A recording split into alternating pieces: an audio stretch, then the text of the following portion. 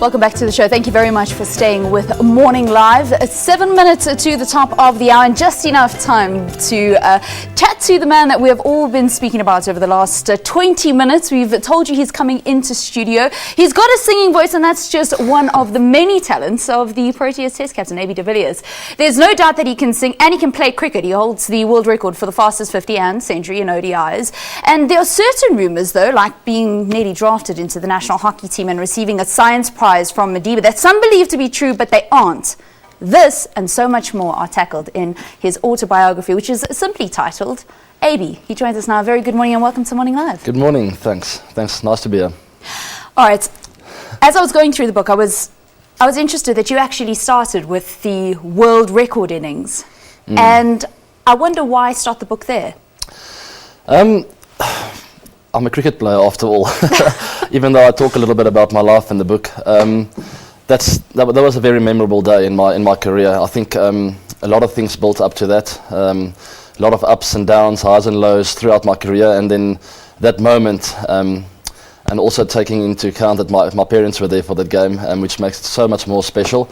But definitely one of the highlights probably the main highlight in my career, so I thought it was fitting to start with that. And it's quite interesting that you're able to go through your shot selection. You're able to go through what you were thinking when the bowler was actually approaching. And I just wonder, when a ball is traveling at sometimes 140 kilometers per hour, how you have enough time to be able to process all of that. That's a very good question, and it's difficult to answer that because I thought about it quite a lot before. At school, I used to find it really difficult to remember a lot of things in my school books. But for some reason, I remember every single cricket game, every little detail, the colour of the light on that day, the feelings I had, the emotions, the smell of the boerewors on the side of the field. I remember very fine details when it comes to cricket games. So I described that first chapter to the T, I think. So you didn't actually go and re-watch the innings just to refresh your memory? I thought, no, I'm pretty sure you were sitting there with, like the tape replaying, and that's how you was going through, a reverse sweep here, lap shot there. Yeah, it was important to me to give a really honest story to the people.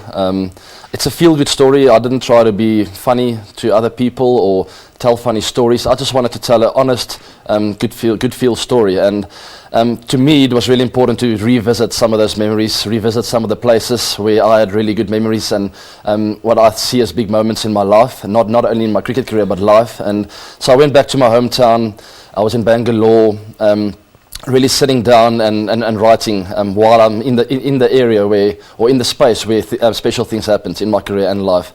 So similar with that first chapter, I was obviously there when it happened, but also revisited the Wanderers, watched the innings, and all these things just came back to me, and that's how I wanted it to be a really good, honest story. And that is how you started, and it says that it set you up. You knew that the Proteas were going to have a great World Cup. And then it was heartbreak and complete disappointment. And that's something that's gotten a lot of media attention. The Bild yesterday running the headline that you dropped the race bomb and actually opened up about what really happened. Did we lose the World Cup or not go through to the final because of quotas? Absolutely not. And I'm glad you bring that up because it's very well explained in that chapter. Yes, we were very confident as a cricket team going into that World Cup. I saw Australia as the biggest threat, which obviously ended up winning the World Cup, and we just beat them going into the World Cup just before we started the campaign.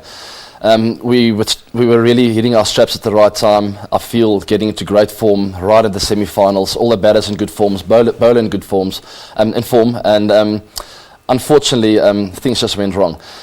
Definitely no racial thing in there. I do touch on a few emotional roller coasters that we all went through in the tournament, which is part of every team throughout a tournament like that. I did warn the guys that there might be a few obstacles, whatever that may be, in a World Cup campaign like that. Sure. And you got to overcome that if you want to win a World Cup.